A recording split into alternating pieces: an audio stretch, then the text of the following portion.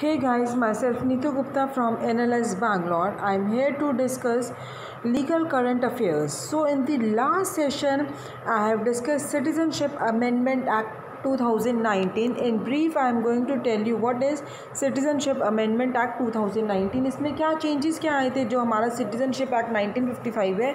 What are the changes that have taken place through this Amendment Act? So सबसे पहले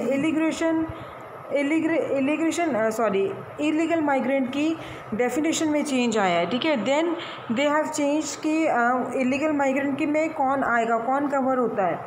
clear. Then the change की जो central government है, they have exempted certain persons from being as a illegal migrant.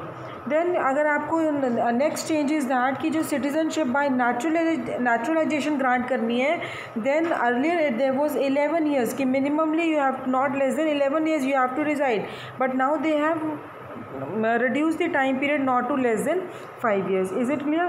Then they have said कि जो citizenship amendment act है that will not apply to tribal areas which are mentioned in schedule 6. Then we have talked about inner line permit. Is it clear? Then we after that inner line permit, I have told you what are the modes of acquiring the citizenship of India and what are the modes of losing the citizenship. Is it clear?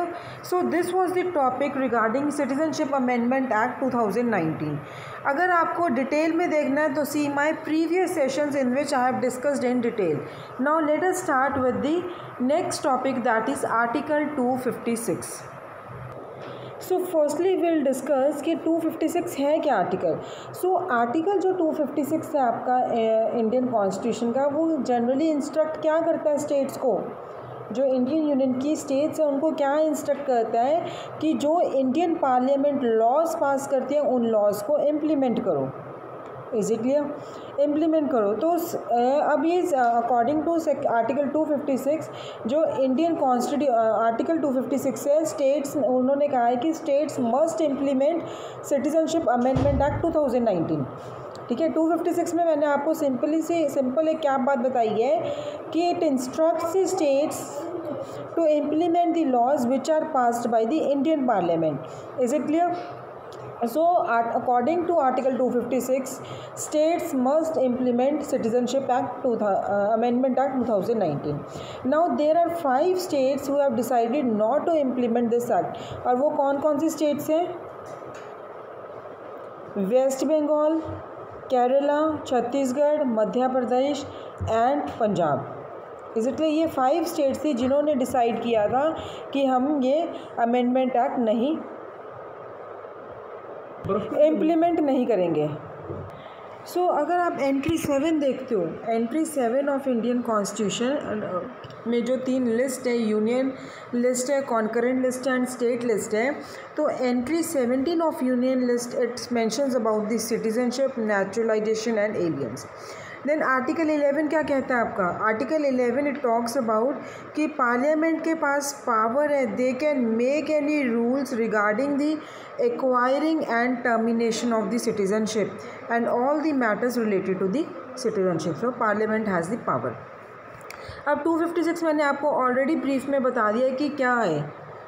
It instructs the states to implement the laws made by the parliament. So let me read for you.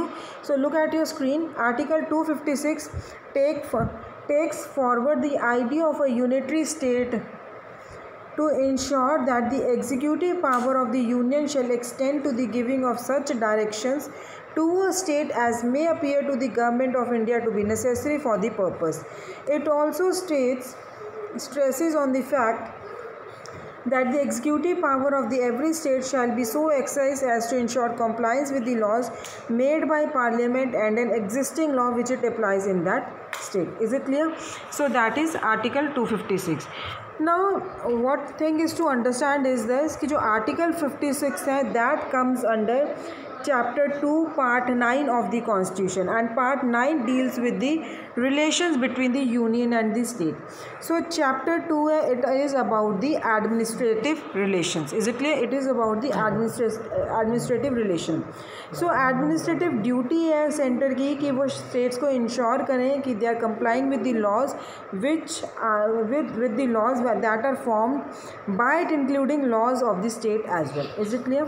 So अब आपको clear हो गया कि ये जो article 256 है किस बारे में बात कर रहे हैं. Now let us talk about article 365. So article आपका जो पहले हम 365 से पहले 356 में डिस्कस कर रही हूँ. 356 सेज कि अगर स्टेट गवर्नमेंट कॉन्स्टिट्यूशनल प्रोविजंस के अकॉर्डिंग फंक्शन नहीं कर पा रही है, then central government can take direct control of the state machinery. So state governor एक प्रोक्लेमेशन इशू कर देगा after the consent of the president of the India. Is it clear? So this was 356 and now article 365 आपका क्या कहते हैं. 365 भी यही कह रहा है कि अगर जो डायरेक्शंस यूनियन ने दी हैं अगर स्टेट उसको फॉलो नहीं कर रही है and he is fail to comply with those conditions, then president can hold that a situation has arisen in which the government of the state cannot be carried on in accordance with the provisions of the constitution. So article 356 can be invoked in such state. Is it clear?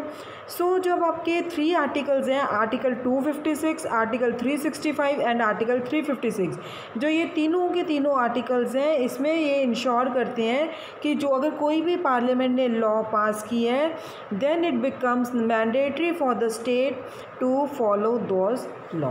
Is it clear? So that was article 256 of the Indian constitution. Hope say you are clear with this topic. In brief मैं आपको बता रही हूँ.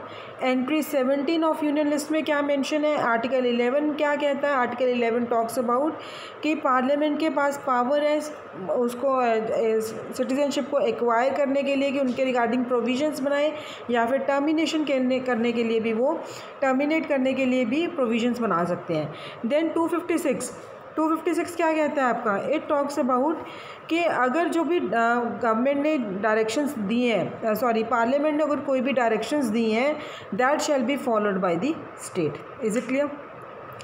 Then आपका 356 मैंने बता दिया है क्या है. 356 इट टॉक्स अबाउट कि अगर वो आप if state fails to comply with the conditions issued by the union then president क्या है वहाँ पे गवर्नर रूल लगा देगा. देन 365 सेज कि फेलियर टू कंप्लाई नहीं कंप्लाई कर रहे हो तो प्रेसिडेंट के पास पावर है कि वहाँ पे वो कह रहा है कि state is not able to carry according to the provisions of the constitution. So article 356 can be invoked in such state. So guys, in the next topic I will be taking foreigners tribunal. Thank you.